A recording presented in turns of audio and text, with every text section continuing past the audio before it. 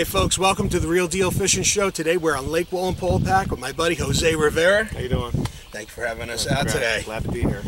We've always fished here. It's a very big lake, very overwhelming, I would say, to any angler. But Jose's going to help us break it down and get on fish today. So, let's do it. You set? Yeah, I'm ready. Let's do it. Let's do it. Fun.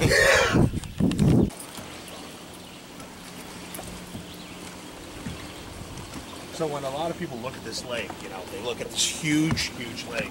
How would you tell them to break it down? Like, so it's not an overwhelming factor when they get here. Well, first thing I would do is just, you know, look at the time of the year you're fishing this lake. You know what I mean? You want to fish, you're fishing in the summertime. Right. You know, in the spring, fishing here in the spring, you want to fish spots, you know, get yourself a map. There's a lot of maps of this lake. And find places where there's deep water next to flats, stuff like that. You want to be able to, you know, sandy bottoms, gravel bottoms. Okay. And look for fish that are going to be coming up, getting ready to spawn. And then, as the year moves on, late spring and summer, you want to try to find spots that have like deeper drops, or spots like this that has a mixture of grass, rock, wood. Right. You know, places for the fish to hide, get in the shade. You know, give them ambush areas. Do you feel that there's a time of the year where this lake really excels? The spring. Spring. For me, I do very well here in the spring. You know, the bigger fish. You know, you can catch fish year round here. There's walleye here, trout. You know, right. You really never know what you're going to catch. Striper. You know, there's hybrid stripers in here, big ones. You know, 10-pounders and above. If you catch a 10-pound striper, you're gonna. Yeah. I caught a 9-pound walleye here last year. Wow. And I never knew how good they were, and I let it go, and I got pretty reamed out for it. It was like, oh, you should have ate it. But yeah, I let it go. I usually pretty much let go of everything. But, so when you fish here, when you fish it in a tournament, what is the average weight that this lake produces when you come back to the weigh-ins? You know, this place is funny. Sometimes you can pull an 18-pound bag out of here. 18, that's... Yeah, and, you know, it depends if you get a big largemouth or not. Right. Sometimes you can get, you know, nothing. It's a really finicky lake. You know, a couple other states used to fish here and they actually stopped because the lake was so tough. You know, which I think you should still fish here. Yeah, I mean, it's a test of your skill. It's a test of your angling knowledge, too. Yeah, this is a good lake. I like it. And you know what? It's still close enough where, you know, you could come from New Jersey, you could come from New York State. Right.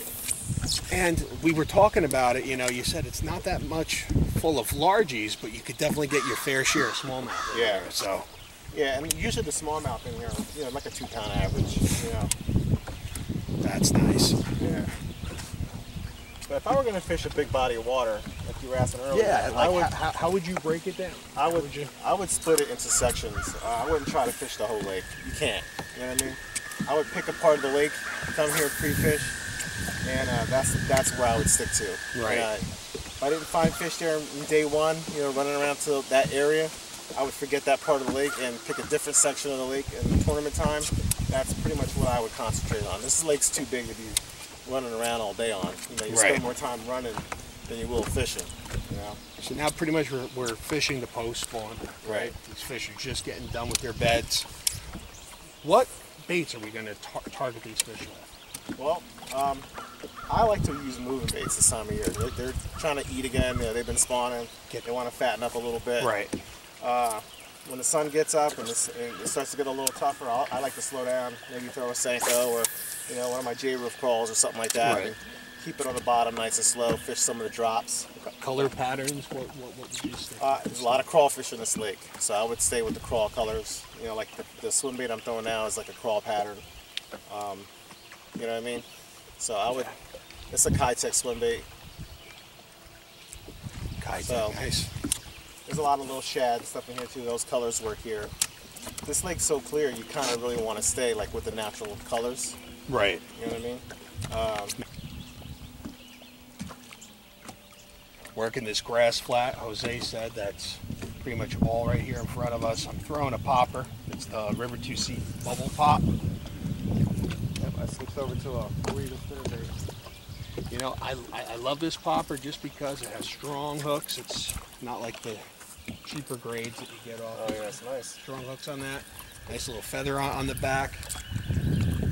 I like the feather. It's not like a bucktail, real feather. Yeah. And I remember I was at a fishing show years ago, and Zell Roland was talking about ways that he tricks out his poppers. And he's like, well, I like putting a feather on the back of mine. You know, that southern drawl that, you know, Zell has. And River 2 Seed Bubble Pops, they come with one. You don't even have to add it. Right. They know they're Topwaters. Oh, bluegill or something. Oh, I got a little something. A little something similar? A little tiny smallie. They get a little bigger than this in here, but it's a start. We'll take it.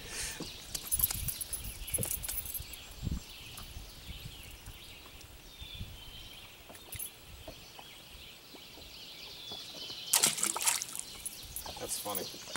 Look at that guy. Right. So last night we had some storms roll through, right? Yeah.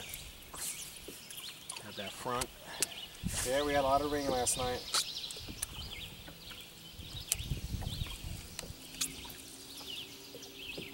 How would something like that affect our fishing?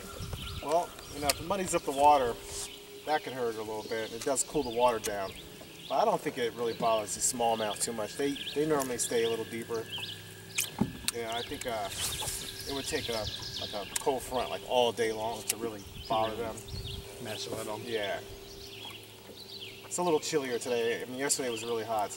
It's already, I could feel like the air temperature is different today. We should be fine. I think we'll be able to get some fish.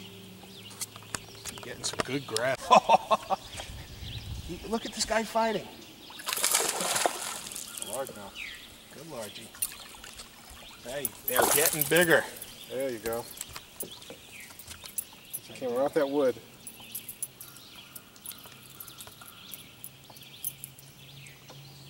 Sometimes, like, you see people handle bigger fish. Like, this isn't a really big one, but they lip it and they do that. You can really break their jaw.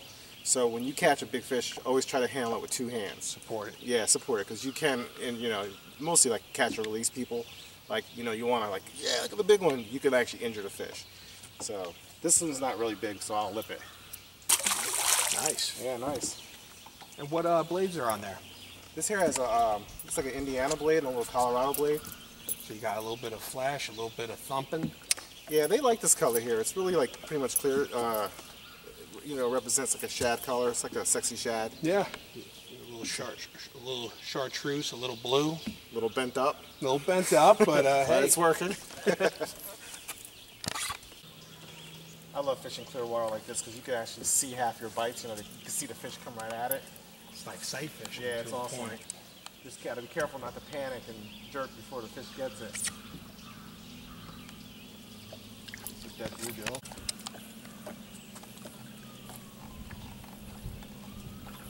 So fishing that spinnerbait, what rod would you go with to fish a spinnerbait with? I like to throw. This is a Torque Power Rod. I'm sponsored by them. Okay. Great company, first of all. I was with a different rod company, and I got to talking to John, and who owns the company, John Polinsky, and he didn't really have to talk me into it. He's a Christian, and he wanted to make a rod that was affordable to everybody, but that was a really top quality rod. He's a rod designer, so he actually designed these rods. They're made overseas, but he's doing that to get the price point right, so people can afford a rod. Yeah, and it's a great rod. It really is.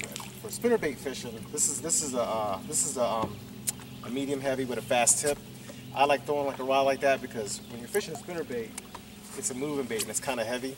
When a largemouth bites, it actually might seem to think it just grabs the bait. It doesn't. It kind of sucks it in and blows the water out the back of its gills. Then that's what you feel when you feel that thug.